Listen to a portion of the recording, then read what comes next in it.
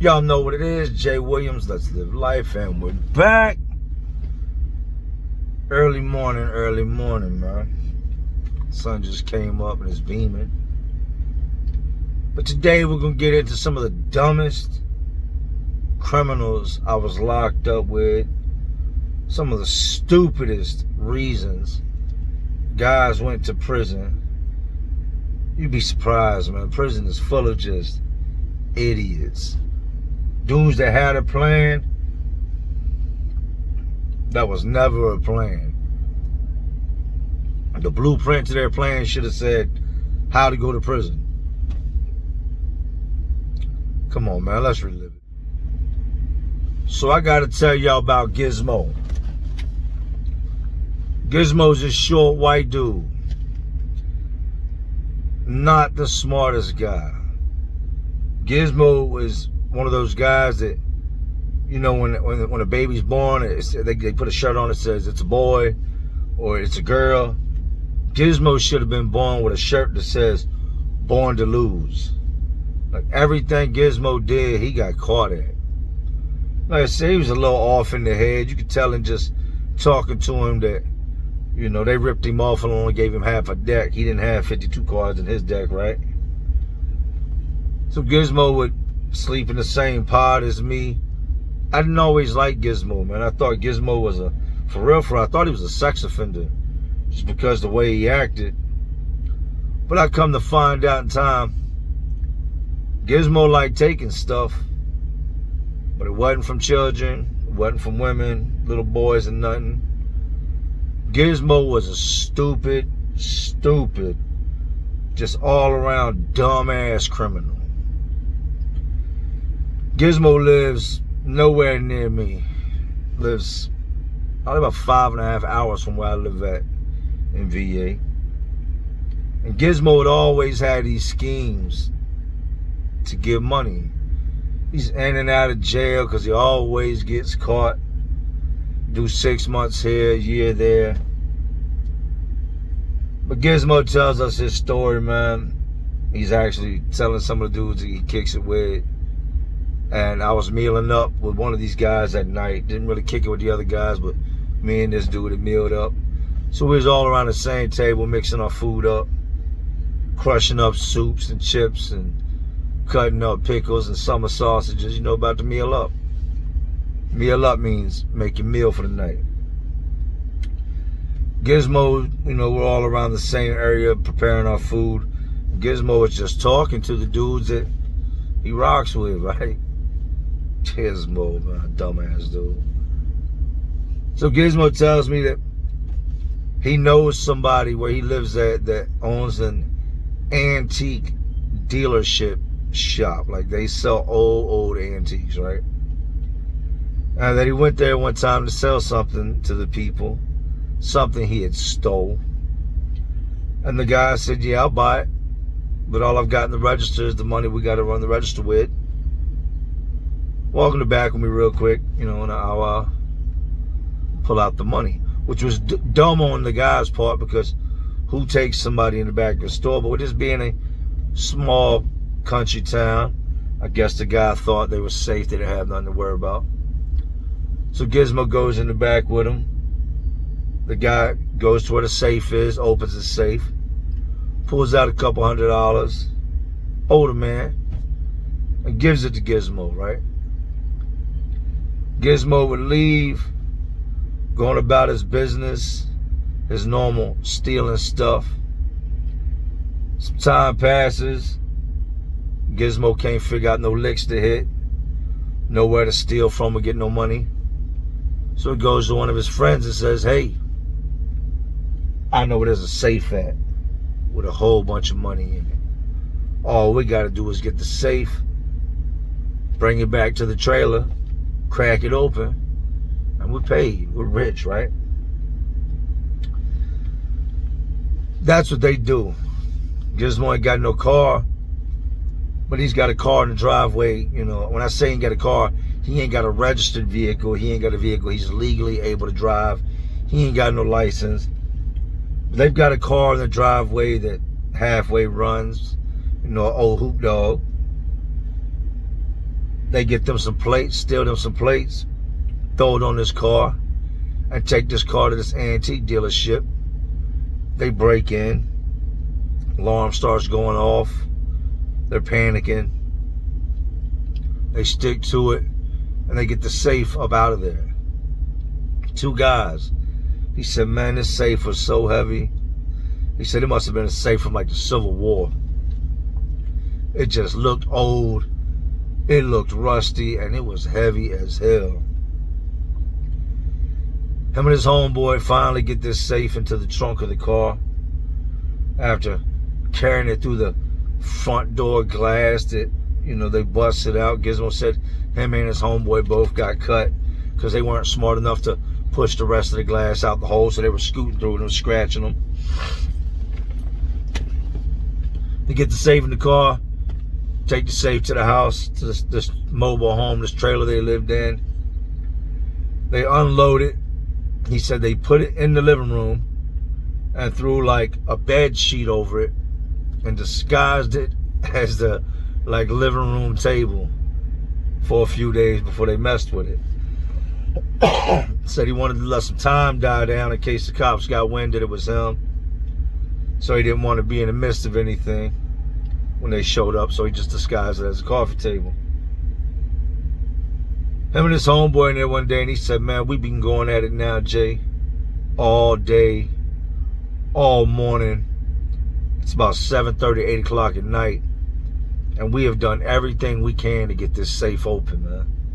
He said, we've beat it with sledgehammers. We've tried to use different types of torches. And when I'm talking about torches, I'm not talking about like the ones you see that cut metal. I'm just talking about like the ones that get hot. He said, we've tried to knock the pins out. We've done beat the combination off the front of it. We can't get in this safe. He said, wouldn't be long, man. He said, now it's approaching 8, 9 o'clock at night. He said, it's hot in this trailer. The little AC in the window ain't doing nothing. So we're in there and we're banging, beating, prying, drilling, trying to do everything we can to get in the safe. But we can't get it open, man. Here's a knock at the door. Goes to the door. There's 2 detectives, 2 cops standing out front. So he steps out, closes the door behind him. Meanwhile, the safe is laying in the living room with all these tools, right? Stupid ass dudes, man. So he steps out, like, yeah, can I help y'all? And they're like, everything all right? And he's like, yeah, we're just doing some remodeling. Like, what you remodeling? It sounds like you're beating on metal in there. And he's like, nah, man, just working on some stuff. What's going on? They said you have come up in our investigation of an antique store that was robbed and a safe that was stolen. Somebody saw your car, and that's why we're here. Small town. Gizmo's done took the plates back off the car that he stole, and so he tells them, nah, my car ain't even running, man. My car's right there. The car's broke down. I ain't been nowhere. I ain't stole no safe. Cops ask him if they can come inside. He tells them, nah, y'all ain't got no warrant. Y'all can't come in. So they linger around, keep questioning Gizmo about this safe and this break-in. His homeboy's inside hiding in the back bedroom, another idiot. And he gives them the runaround. They said, okay, well, we're pretty sure it was you. We'll be back in touch for sure. They leave. And Gizmo lives down this dirt road. And then it branches off. You can go left, go right, head whichever direction. Said him and his homeboy panic. And they agree, hey, they don't know anything about you. Let's take this to your house and continue working on it. Because they're going to catch us with it here. We can't do this here. We'll take it to your house. So these 2 dummies take the safe. They struggle once again to lift it. Towed it down the steps of the trailer. They load it into the trunk of this car that Gizmo told the police this doesn't work. Take the plate, say it's stole, put it back on the car. And they leave. The detectives weren't stupid. They knew what he was in there doing. They knew that he was freaking out. They had seen tools and other little things laying on the floor when he opened the door. So they're in the middle of trying to, wake the judge up. And at nighttime, the judge is at home to get a search warrant. So they leave his property.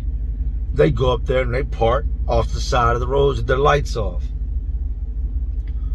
Wouldn't be long, here comes old Gizmo pulling off the dirt road in this car he told him that doesn't run, with these stolen plates on it and a stolen safe in the trunk. Gizmo ain't got no license. Cops see the car pull out, get behind him, put their lights on. Not only are the plates on the car stolen, but they know Gizmo ain't got no license.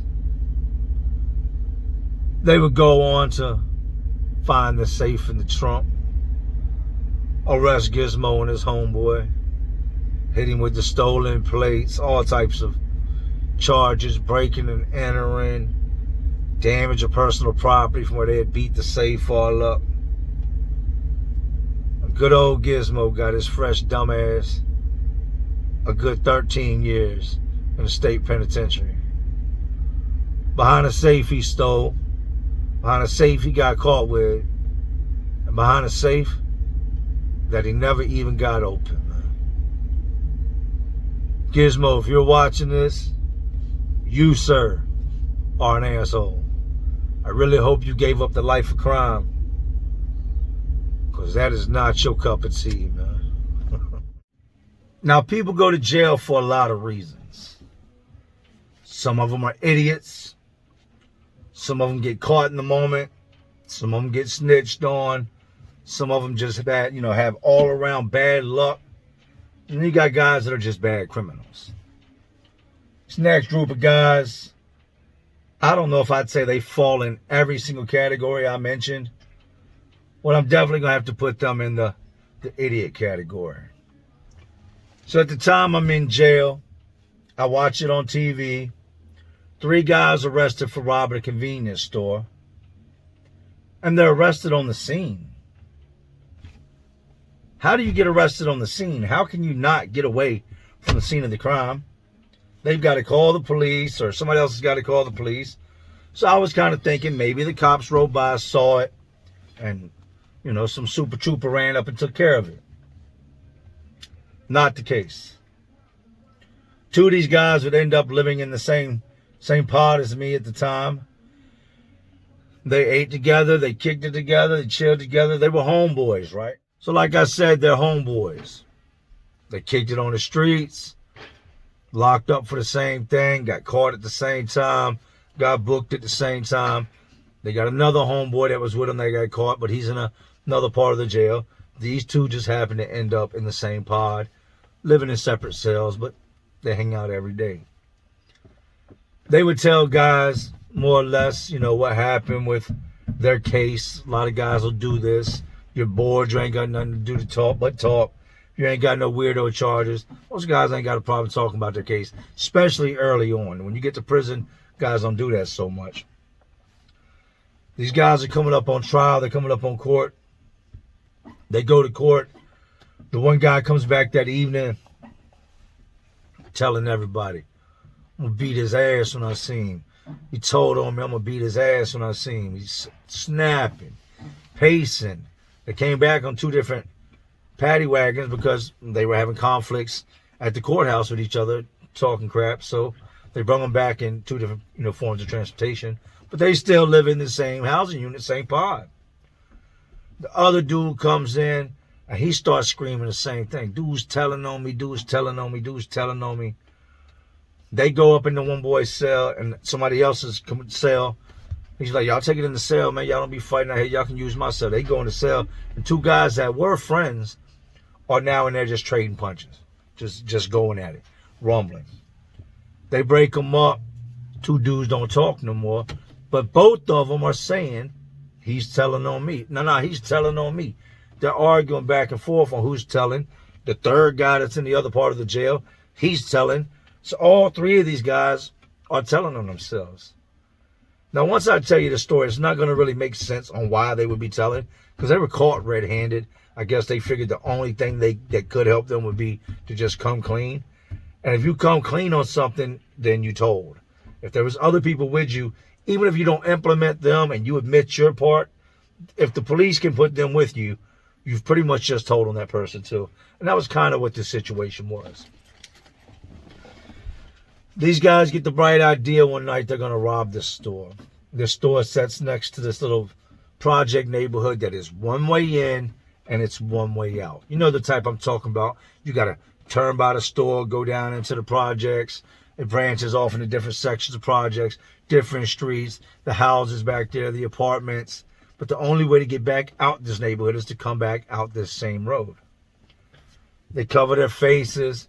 Two of them's got guns. They run up in this store. They rob the store.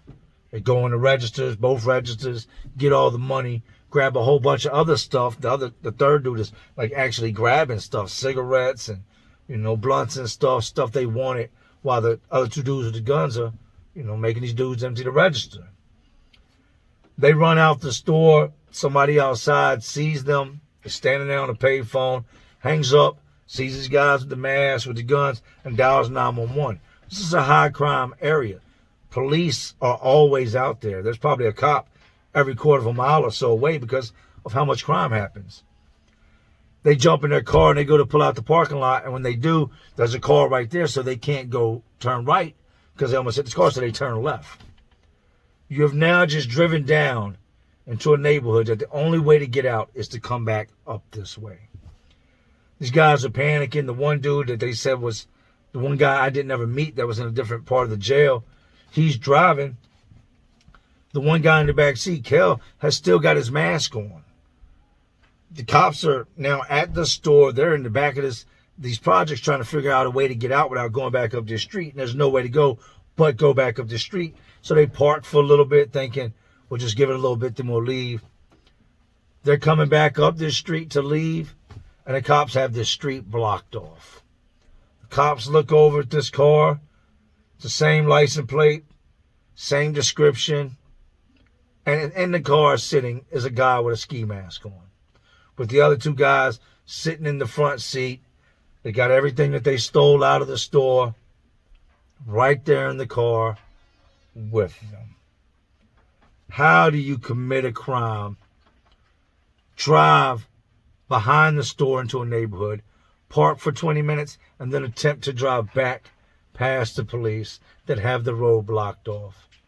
And one of y'all are still sitting there wearing a mask. Why would you still have a mask on after all this time? His homeboy's like, man, I don't know if he just wasn't thinking. He wasn't, he was like freaking out thinking we was going to get caught.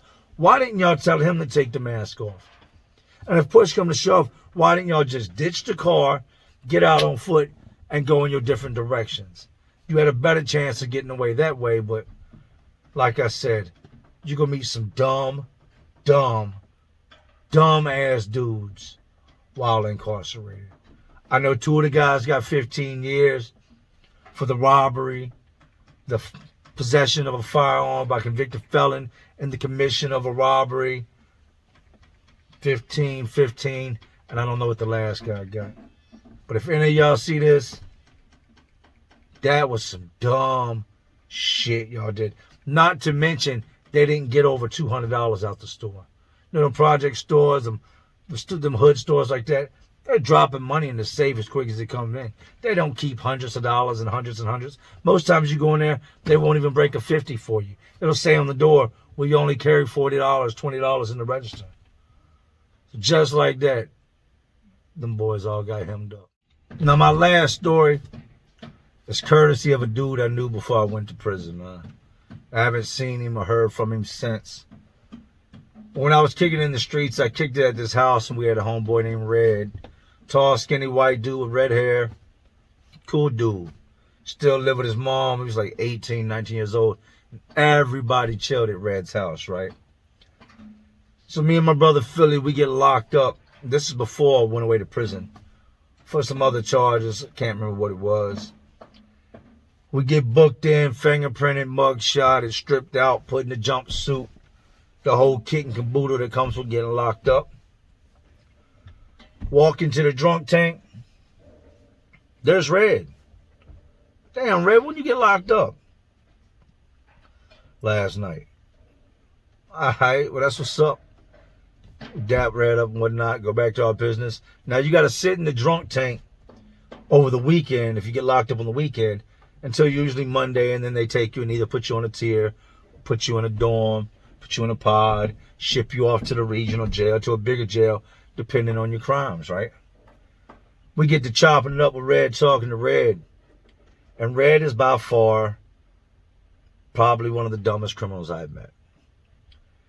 We had a Kmart at the time, and I don't know how it is in all states, but most states did away with Kmarts. Walmart came in, they're a conglomerate, they shut it down. So the Kmart started disappearing. The hood we lived in, right where we lived in Richmond, you got Chippenham Highway, and right off of Chippenham and Jeff Davis is a Kmart that is now like, it's like a big ass, it's like a swap meet. If y'all know what a swap meet is, it's, you know, it's a place you go to buy used things from people. It's a flea market.